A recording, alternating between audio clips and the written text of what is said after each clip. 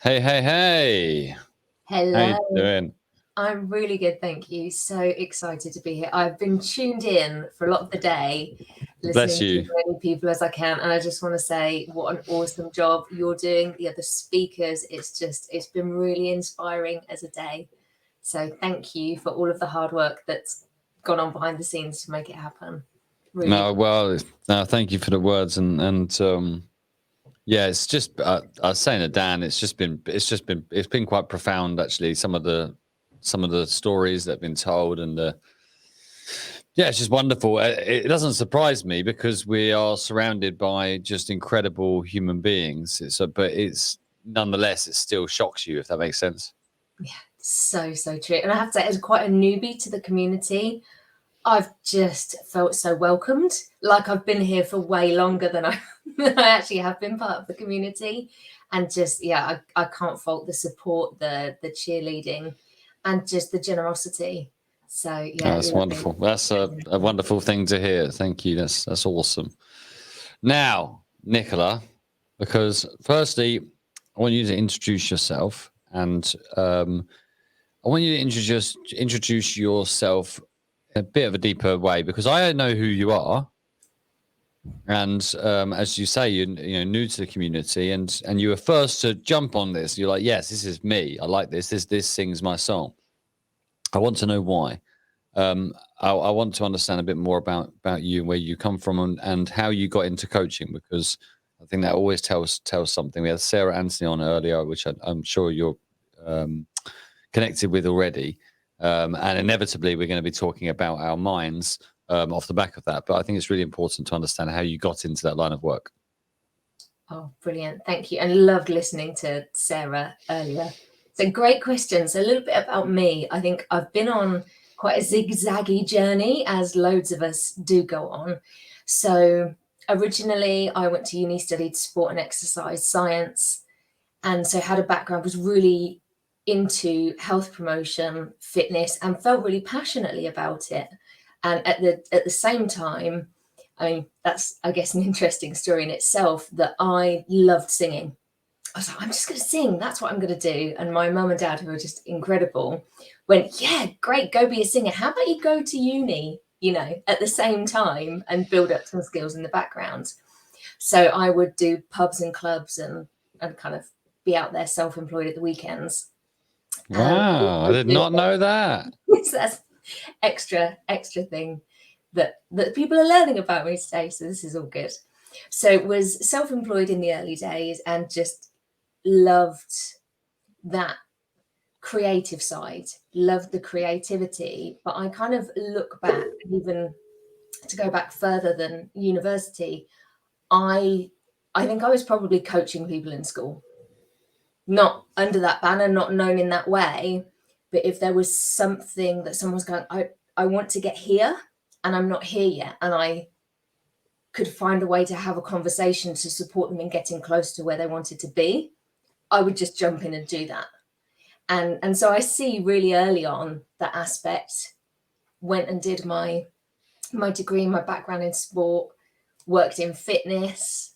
So again, you're coaching people, really passionate about well-being, wellness, people living their best life, people enjoying themselves, feeling good about themselves.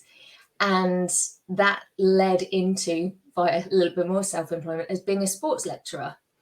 So again, just opportunities that came up and I went, oh wow, I could make a bit of a difference here if I've got loads of young people in front of me.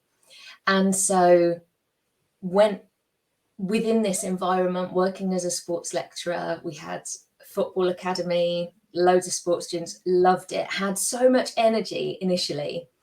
And over the years, found that I was losing my inner capacity to have as much energy as I wanted to have in that role. And I think I didn't have coaching at that point or mentoring. And there was a lot that we were doing. There was a lot of pressure.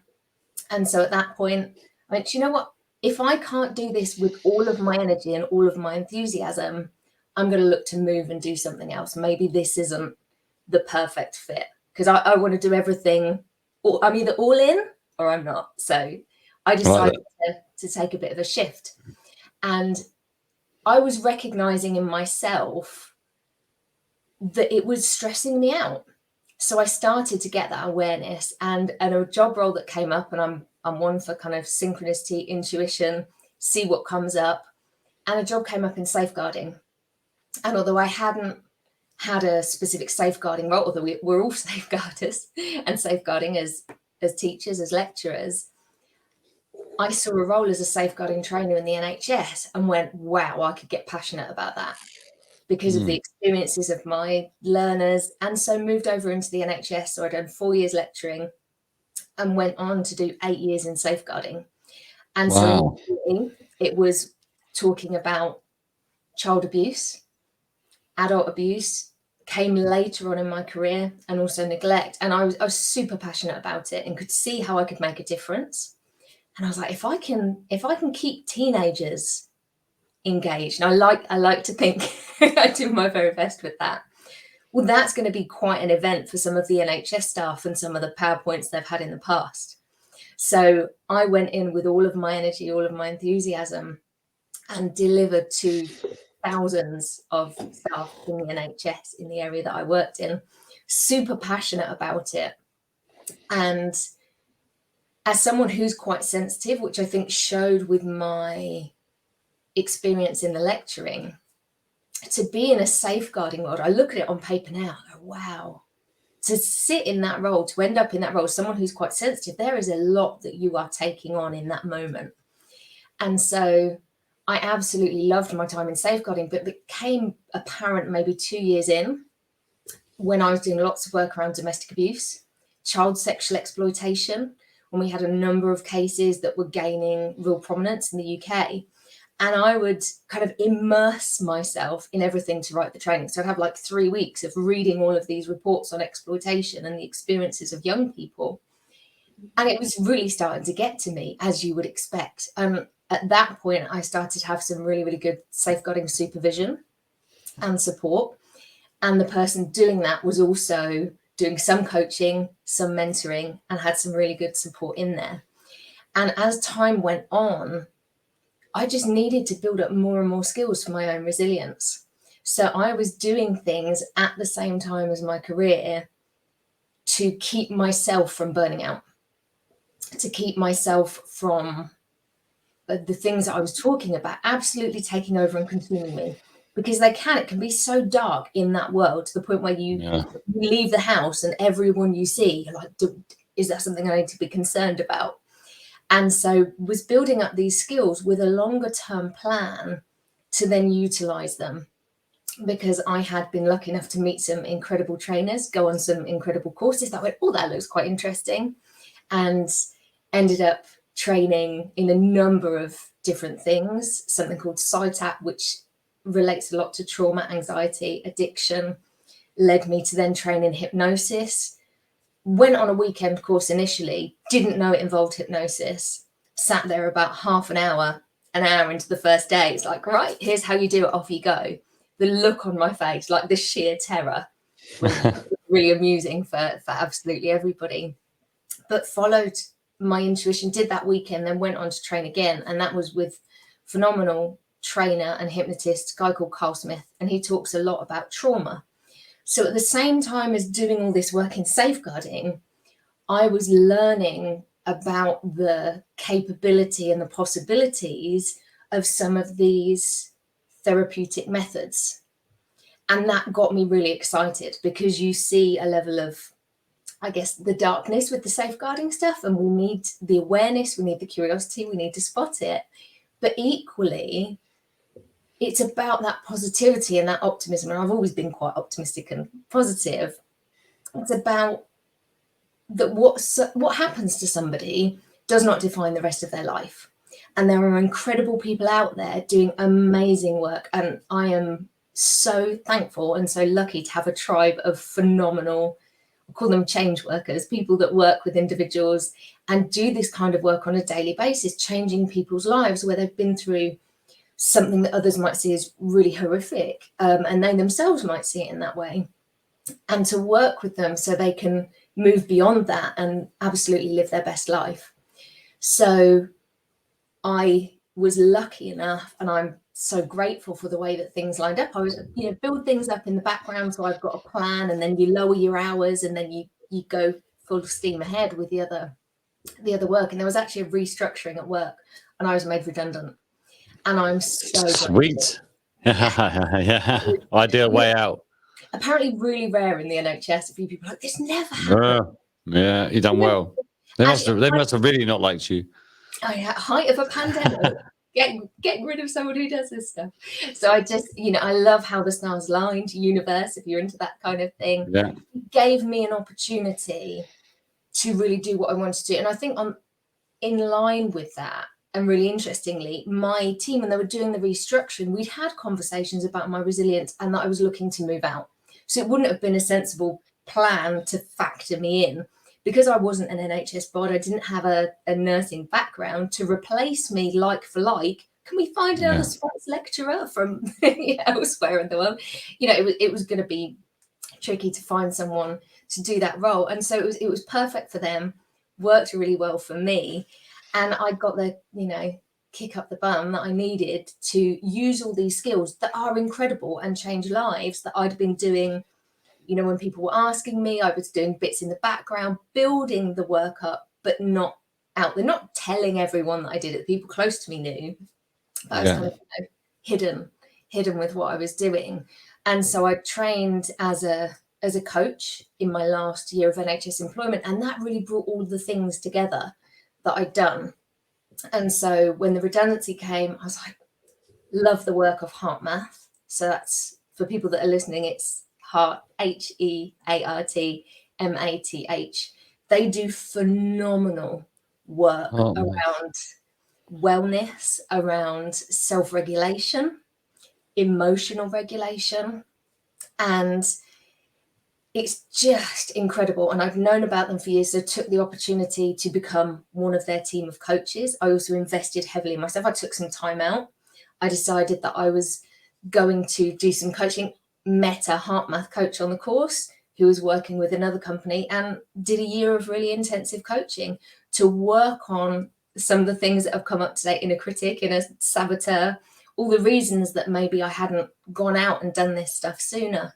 So I spent that time doing that work on myself, feeling better than I ever had before, having significant breakthroughs, and now also work with the company that I did that year-long mind mentoring with. And we call it mind mentoring because it's slightly more directive. I do some coaching where we've got the questions and the listening, but also I think there is a place sometimes for mentoring and facilitation where you're bringing in these new ideas and supporting people to put those into practice.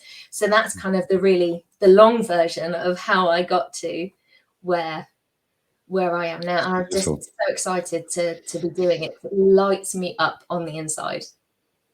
Yeah, and you can tell. I mean, absolutely amazing. I mean, yeah, you've had such exposure to have a great deep empathy with humans, with other people from all of that experience, right? So, which is wonderful, because in what you do, it's essential that you have that, because you're talking about people's lives, and the work, that kind of work that you're delivering, you need to have that understanding, the importance of what you say and what you do, because there's a lot of, I told you about my Coachspiracy plans at some point. It's really important that we champion people like yourself that have lived experience, who can add so much value to the economy in the way that you're delivering that kind of work. Thank and you. it's interesting. It's interesting that you talk about and that differentiate with the mentoring and the coaching, which we covered off this morning a little bit.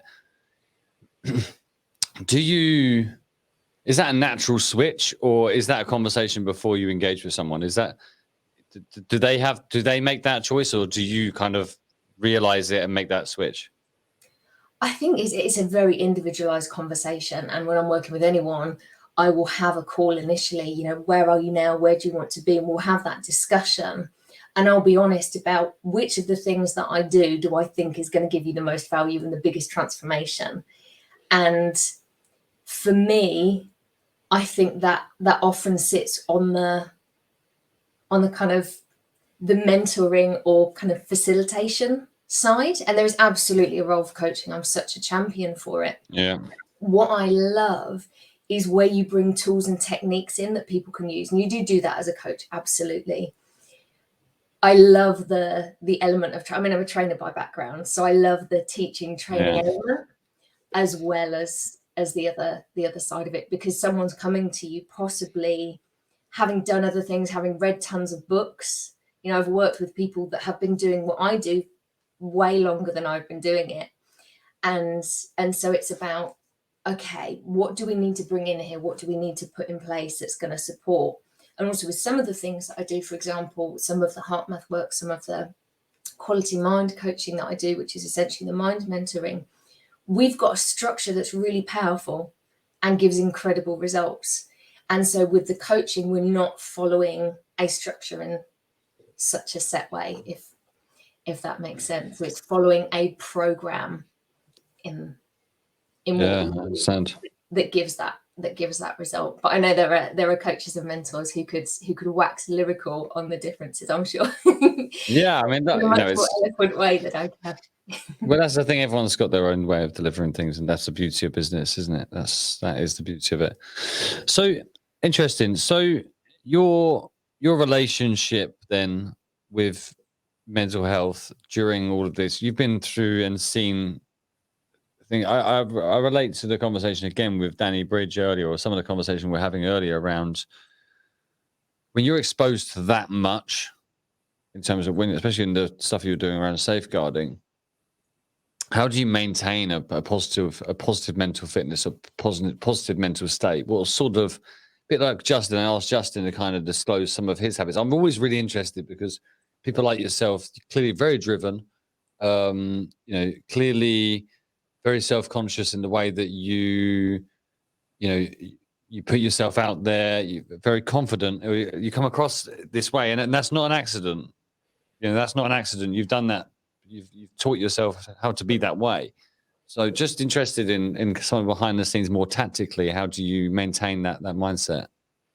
That's such a good question. And I could talk to you for hours about the different things that I do. And I'm sure maybe we'll at some point Absolutely, yeah. the different tools that I use. I know I spoke to your team about some of them. And I think there's a number of things. And the first thing that I think is possibly going to be helpful for people to put out there. And I had this conversation. So I was working as a mindfulness teacher. And you hit a point where actually it's really difficult. And I remember going on some training, some external training, and it was to do with resilience and safeguarding professionals. And I came out of that going, I'm so close to burnout, and you've taught me to see the signs in everyone around me. And that was really quite profound. And I came out of that and went, but what I haven't got is the simple tools and the tricks. I know how to flag it up. I know how to refer people to the right services.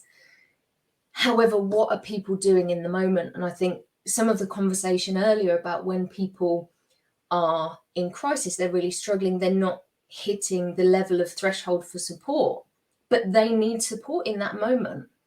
And so it's about what's there and what's available. So I recognized at times that I was there and struggling. And I remember talking to another person delivering similar training. And I was like, I can't lose it. I'm the mindfulness teacher. What does that say? And this whole added level of pressure when people are doing this work to feel like you can't have that moments. And actually it's about owning that and knowing when those times are coming, when you need to take a step back. And the first thing for me is awareness. I think if we can become aware how we feel, it's huge. And I love the mindfulness for that. And that's taught me so much. Now, how do you feel in this moment? How do you feel an hour later? How do you feel compared to how you are wanting to feel? And what can we do to close the gap between the two? What's your intention for the day? And so I think awareness is really, really key. Something else that I found really profound and powerful relates to what you said earlier about empathy, is the difference between empathy and compassion. And I heard Ruby Wax talk about this, and just double checking her, but it's her How to Be Human book. Yeah. And she was talking with her team, that she wrote the book with, and I can't remember whether it was her neuroscientist friend or her monk friend that mentioned this, but when we talk about empathy, it mimics physical pain in the brain. And so empathy in and of itself can actually be quite damaging psychologically, physiology. If we switch to a state of compassion, it is having a level of understanding. However, and I think analogy is probably going to say this better. So if you're in the river and you're drowning, do I jump in the river with you and go, okay, I'm experiencing the drowning with you? That would be the empathy. I'm feeling what you're feeling. Or actually, do I stand on the side, chuck in a life raft and go, I can see that you're struggling. I'm from my position here, I'm going to offer a level of support that if I jump in with you, I can't offer to you. And so That's interesting. That's a really powerful distinction for me. I'm definitely one to jump in. I'm definitely not, I'm just like, yeah, let's do this together. I'm terrible for that, and it drains me. Yeah, and that's the key thing. It's draining you because it's having an impact on you psychologically and physiologically. And so if we can come at things from a place of compassion, we're going to have a different outcome. And the other thing that I would say, and again, drawing on my mindfulness experiences and teaching there, when we think about compassion, is acceptance. And in the safeguarding world, and I had a lot of very interesting discussions, as you can imagine, with people in training around acceptance, because often what we think is that's not okay. What has happened is not okay. And if you sit in that space of it's not okay, well, you're in the past. You can't change the past. We can't, yet. As far as we're aware, we can't go back. Like, our power is absolutely in the present moment. So when we are accepting of that's what's happened, where am I now? How do I move forwards with this? Is powerful. And that's where living in the moment's really powerful. So I think there are a couple of things. Something else that I would say is emotional self-regulation. And this is where I think of the work of heart math, because how we feel matters on so many levels. And I love the science that the Heart Math Institute do. There's a lot of science to back up what they talk about. And we know that our heart rhythms are really, really important when we start to think of emotional regulation. And if you are in a state of stress, if you are frustrated, angry, if you're experiencing emotions that are not positive or neutral even, we get a cascade of biochemicals throughout the body. So how you are thinking, how you are feeling impacts your entire body.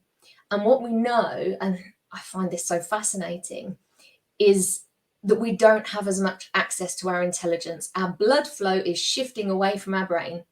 If you want to be smart, if you want access to all of your intelligence, it's about ensuring that we are self-regulating, and that includes our emotions. And there are tools and techniques that we can use in order to self-regulate, because we can switch this. This works both ways. If we're experiencing neutral or positive emotions, we're going to increase the blood flow to our brain. We're going to increase the capacity of our body to do all of the things that we want it to do, resting, digesting, feeling great. And so there's a really interesting balance here. And we can use biofeedback to actually look at our heart rhythm and see what's going on. And so for me, that gives us the piece of the puzzle why this matters so much. Because I think sometimes we can hear people saying how important it is to have that positive mindset and feel really good. And, I wholeheartedly agree with Justin. It's a daily job, an hourly job, that we're constantly having that conversation with ourselves. And we're having that intention, and we're dictating how we set out our day and our year and our month and how it's going to be. And that's really, really important. And if we have these tools to self-regulate, these tools to switch from a state of stress, worry, concern to a state of even neutrality. I mean, sleep can be great. If you're really stressed out, sleep will reset you. And I know that's often hard to come by when people are really, really stressed. But that's a technique. And meditation is another thing that I love. Huge benefits with meditation. So I think I get really excited about the science that's there, the science that's coming out, what's going to come out in the future. But there are tools and techniques that people can use to shift, and can be brilliant where people are unwell, where they've got disease in some part of their body. Being in a state, and we call it within HeartMath coherence, being in that state where we've got our biochemistry working to our advantage is going to support in recovery. And so it's just so powerful for absolutely anybody to be doing this. And I think it relates to your chat earlier around work-life blend. And I think that's an interesting one, because when you do what you love, you know, work may feel slightly different. But I think if you can find ways to recharge your battery consistently, be aware of what's draining your battery. If you can decrease battery drain, you're going to have more energy. You're going to decrease the risk of some of those negative outcomes. And also, I'm sure Justin mentioned flow earlier as well. We're 500 times more productive. I found this out in the last week when in flow, up to 500 times more productive. So it is worth going out for that walk. It is worth taking the time out to reset, because you can do those tasks to a higher level in a shorter time frame, which is just incredible. So I think this area for me is so exciting and so powerful, and I think so needed. Love that. So I'll wrap it up on this, because I think I sign everything you've just said there off with the same as I said after Justin had kind of given his advice or his kind of thoughts on this. Whatever works for you. What we're hearing here is loads of options, which is really inspiring and should be, you know, something everyone listens to and goes, you know what? Instead of thinking you've got to do all of that, you don't need to do all of that, but know that you have options. You have so many options, infinite options, of ways that you can, you know, maintain that mindset or pull yourselves out of ruts or whatever the situation is. It's about filling your toolbox with options. And you know, Nicola, thank you so much for sharing all of that, because that's exactly what you've just done. You've just filled us with knowledge and shared so much knowledge off the back of that. It's wonderful. Thank you. I so appreciate the opportunity to come and talk to everybody. And if I might, I've got a technique that everyone can do whilst watching the 3-minute ad break, which I think is a really powerful one. And this comes from SiteApp, from a fantastic, innovative creator called Kevin Lay. And this is a brilliant technique you can use that will stimulate the release of oxytocin. So if you're feeling stressed out, worried at all, you can absolutely do this. So what I would just love is for absolutely everyone just to take a couple of minutes, and I want you just to take 2 fingers. Let's do it. Let's do it. Let me solo you first. 1 second. Okay. There you go. Okay. Thank you. So all you need to do is just with 2 fingers, you're just going to draw a figure of 8 or a lemniscate on your forehead. And you're going to do that 20 times, and you can close your eyes and just enjoy that feeling and that moment. And what this is going to do is going to stimulate the release of some of those positive hormones, going to get you feeling really good and just give you a moment. And while you're doing it, you can pay attention to how your fingertips feel on your forehead. Pay attention to that touch, just to being in the moment and enjoying that feeling.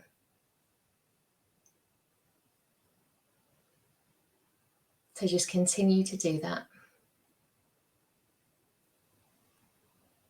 You can also do it the other way. If you'd rather do it with your figure of 8 or your lemniscate upwards, that also absolutely works. I know a couple of GPs that do that between patients. It works really well before an appointment. If you're doing a talk or something like that, it's a brilliant technique you can use.